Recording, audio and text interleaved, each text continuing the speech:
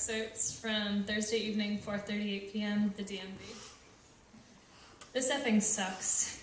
I glanced up from my cell phone to look at the guy sitting next to me, probably in his 20s, dreadlocked, slouching, eyes red from too much pot.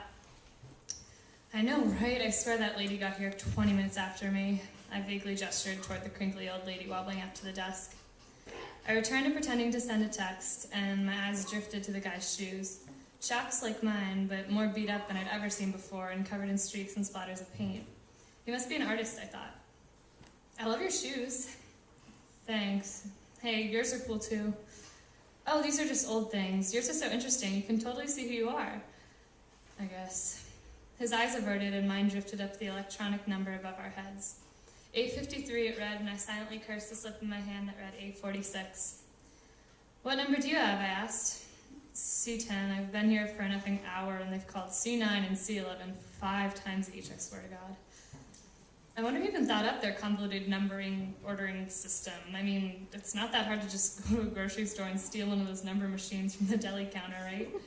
The corners of his mouth twitched upward, and he nodded slowly, like he'd been there before. What, have you actually stolen one of those things? Sort of, not exactly. He remained slouched on the battered wooden bench, not looking like he was in the mood for stories. I immediately regretted trying to strike up a conversation. This guy was only going to elevate my frustration. He started abruptly. There was this girl I was with for a while. It was her birthday, and we had joked about stealing really stupid things, like grocery store number machines and shit.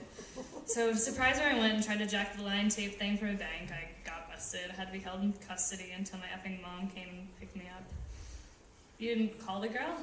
She didn't answer. I think she was at some other bastard's house. That sucks. How pissed was your mom? She just hated having to come to the city in the middle of the night. We hadn't talked in a couple of weeks. When I called, she was asleep, like in her bunny slippers or whatever. What did the girl say when you told her? She must have been psyched, right? That you would risk arrest for her? It's so romantic. I laughed. I thought she would be. I mean, I was in love with this girl. Totally whipped now that I think of it.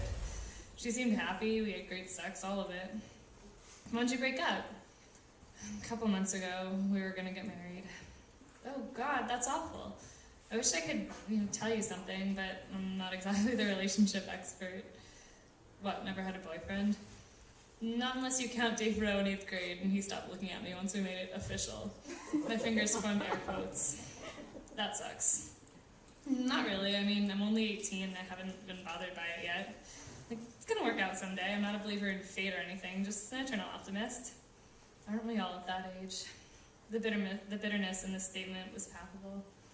We paused and our eyes continued to wander. The red numbers flashed to read B13 and the cool female voice backed them up. So, she broke your heart? Heart, spirit, and soul, man. I haven't painted a good piece in weeks.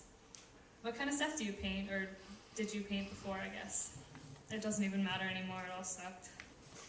Once again, we lapsed into silence. This time it was awkward, like we were the ones that had broken up. My phone buzzed and I answered quietly. Hey, yeah, it's going pretty slow here. I don't know. Didn't we buy new milk like yesterday? Okay, sure. Anything else you want? No, it's no problem. See you tonight. Yeah, bye, Mummy. Mummy, he snickered. Just a habit I never grew out of. I'm not ashamed. He made a dismissive sound and averted his eyes. I'm really sorry about your girlfriend. Wasn't you, was it? Yeah, I guess not. I don't know.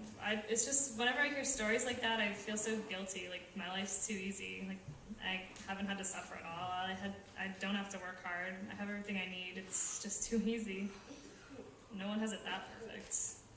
But the thing is, I think I do. I hate it. I mean, I see all the time how sucky the world is, and I'm like, why am I so lucky when it's so much harder for everyone else? I do amnesty and community service and all that stuff because I care, but it's not the same. I slouched on the stiff bench, sinking back into this familiar discomfort.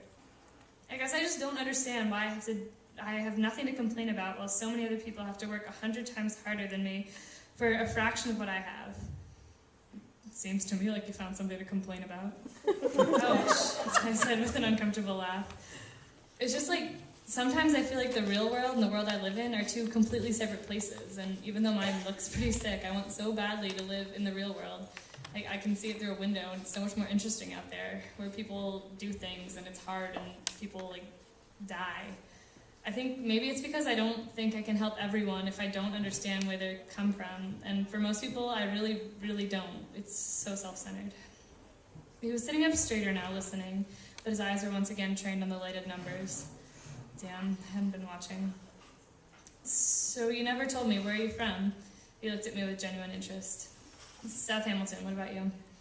I'm crashing at a friend's house in Marblehead for now. I'm from New York originally, Long Island, but I had to get out after Luce left. She was the girl?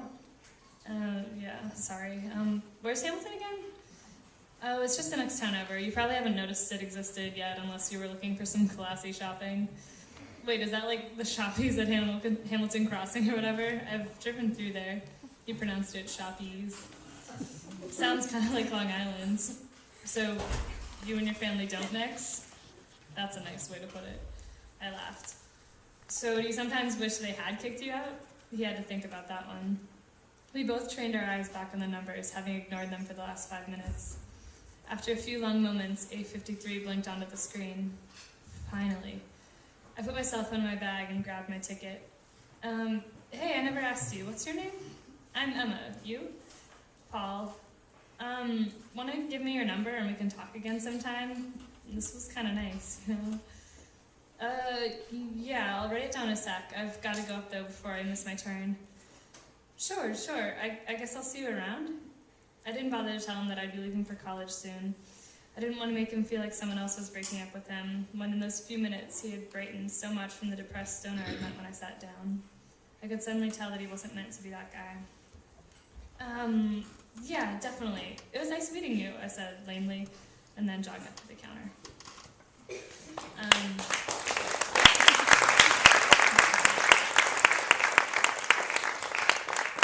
The next reader is Ben Ferguson.